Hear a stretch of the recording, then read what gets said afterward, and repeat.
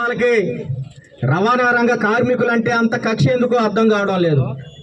ఇప్పటికే petrol diesel రేట్లు పెరుగుతూ ఉన్నాయి, టోల్ గేట్ ఛార్జీలు పెంచారు, నిత్యావసర వస్తువుల రేట్లు పెరిగాయి. రవాణా రంగ కార్మికుల జీవితాలే చెదరావంతరం అయిపోతూ ఉంటే ఒక సంక్షేమ బోర్డు ఏర్పాటు చేసి వీళ్ళందరినీ ఆదుకోండి అని చెప్పి ఒక పక్క మనం డిమాండ్ చేస్తూ ఉంటే, ఈ కేంద్ర రాష్ట్ర ప్రభుత్వాలు మన జీవితాల్ని ఇంకా ఏ విధంగా దిగజార్చాలో అనేటువంటి ఆలోచనలో ఉన్నాయి. దాంట్లో భాగంగానే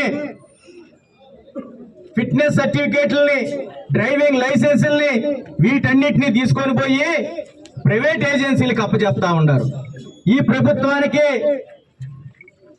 బుద్ధుందా లేదా అని చెప్పి మేము అడుగుతా ఉన్నాం.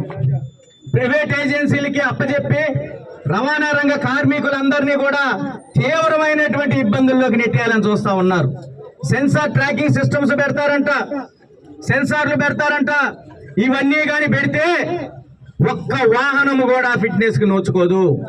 ప్రైవేట్ ఏజెన్సీలు వాళ్ళ లాభాల కోసం, వాళ్ళ ధనార్జన కోసం దీన్ని ఉపయోగించుకుంటారు తప్పితే రవాణా రంగ కార్మికులకి ఇది ఏమాత్రం ఉపయోగపడదు. రాబో కాలంలో ఇక్కడ మనం చూస్తా ఉన్నాం, ఆర్టీఓ కార్యాలయం చూస్తా ఉన్నాం, మన వెనకే ఉంది. రాబో కాలంలో ఈ రవాణా రంగ కార్యాలయం, ఆర్టీఓ కార్యాలయం ఉండదు, ఆర్టీఓ అధికారులు ఉండరు.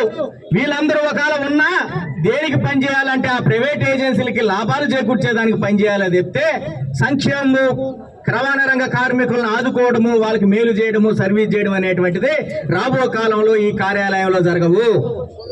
ఎందుకంటే ఒకసారి ఎఫ్సీకి బండి పెట్టిన తర్వాత దాంట్లో ఏ కంపెనీ బండి పెడతామో అదే బండికి సంబంధించినటువంటి అన్ని పార్ట్లు ఉండాలి, చిన్న బోటు కూడా మారకూడదు. ఒక్క బండి అనే ఎఫ్సీ జరుగుద్దా? ట్రాకింగ్ సిస్టమ్ పెడతామంటున్నారు, డ్రైవింగ్ లైసెన్స్కి సంబంధించి సెన్సార్స్ ట్రాకింగ్ సిస్టమ్స్ పెడతామంటున్నారు. సిస్టమ్స్ పెట్టి ప్రైవేట్ ఏజెన్సీ జోబీలో పెడుతున్నారు. మేము ఈ ఏదైతే ప్రభుత్వం అక్టోబర్ 1 నుంచి సెన్సార్ ట్రాకింగ్ సిస్టమ్ పెట్టాలన్నారు. డ్రైవింగ్ లైసెన్స్ ప్రైవేట్ వ్యక్తులకి సర్టిఫికేట్ల బాధ్యత ప్రైవేట్ సంస్థలకు అప్పచెప్పుకుంటున్నారు. దీన్ని సిఐటి, ఏఆర్టీఎఫ్, జిల్లా కమిటీ ఖండిస్తూ ఉన్నారు. ప్రభుత్వం వెనక్కి ఇప్పటికే రవాణా కార్మికులు చాలా చిత్ర విచిత్రమైనటువంటి నడుపుతున్నారు. కుటుంబాలు ఉన్నాయి, నిత్య వస్తువులు వీటికి ఏ ప్రమాదం జరిగినా అనేటువంటి దిక్కు.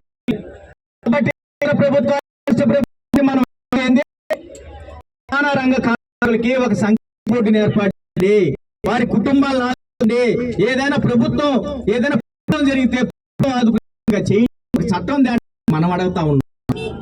ఇవన్నీ మాకు ప్రైవేట్ మాకు విధంగా కేంద్ర రాష్ట్ర ప్రభుత్వాలు ఇస్తా ఉన్నాయి, మనం తీవ్రంగా వ్యతిరేకంగా ఉన్నాం.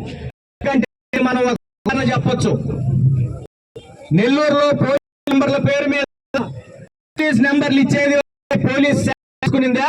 ప్రైవేట్ తీసుకుంది. పోలీస్ ఇచ్చే ప్రభుత్వం ప్రైవేట్ ఏజెన్సీ ఓడికి ఇచ్చే చేస్తా ఉన్నాడు. ఇప్పుడు ప్రతి సంవత్సరం పోలీస్ నెంబర్ తీసుకోవాలంట. తీసుకోకపోతే ఆత్మగురు దగ్గర ఆయన ఉంటాడు, సివిల్ డ్రెస్ లో ఉంటాడు, చేసుకొని ఉంటాడు. ఆయన నెల వచ్చే ఆటోల్లో నీది 300 గట్టు అడుగుతా ఉన్నాడు. అని చెప్పి బండి చూసి ఆయన ఏమైనా పోలీసు ఏజెన్సీ మనిషి పెద్ద పోలీసు బస్సు నిలబడడం, కాకపోతే నీ బండి స్టేషన్ బానడం, ఇవన్నీ నెంబర్లకే చూస్తా ఉన్నాం. ఇదే ఫిట్నెస్ సర్టిఫికేట్ కానీ, డ్రైవింగ్ లైసెన్స్ సిస్టమ్ ప్రైవేట్ అప్పచెప్తే ఏజెన్సీలు రోడ్ల మీద మనకి హైవే రోడ్ల మీద మన ఆటోలు పని లేదు, ఆర్టీఓకి పని బ్రేకింగ్స్ పనే లేదు. ఒకవేళ ఉన్నా వాళ్ళు పక్కన నిలబడి ఆపుతా ఉంటే సారోళ్ళు గమ్ము చూడాల్సిందే, ఆదేశాలు వీళ్ళకి వస్తాం. కాబట్టి రవాణా కార్మికులు నడిచేటువంటి ఫిట్నెస్ సర్టిఫికేట్ బాధ్యత, డ్రైవింగ్ లైసెన్సులకి ఇచ్చేటువంటి బాధ్యత, సెన్సార్స్ పెట్టేటువంటి వీటన్నిటిని కూడా ప్రైవేట్ ఏజెన్సీలకు ఇచ్చే వాటన్నిటిని ARTWF తీవ్రంగా వ్యతిరేకిస్తా ఉంది.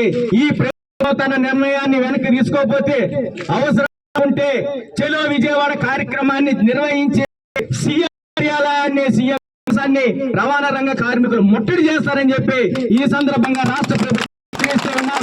ప్రభుత్వం వెనక్కి పోవాలని చెప్పి ఈ సందర్భంగా డిమాండ్ చేస్తూ ఉన్నాం.